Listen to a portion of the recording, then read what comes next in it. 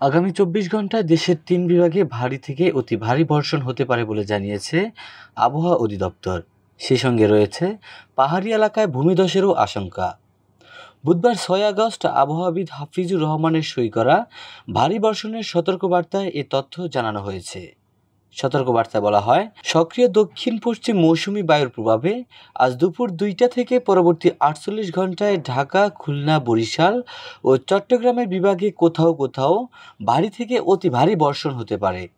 এতে আরও বলা হয়, অতি ভারী বর্ষণের কারণে চট্টগ্রাম বিভাগের পাহাড়ি এলাকার কোথাও কোথাও ভূমিধসের সম্ভাবনা রয়েছে।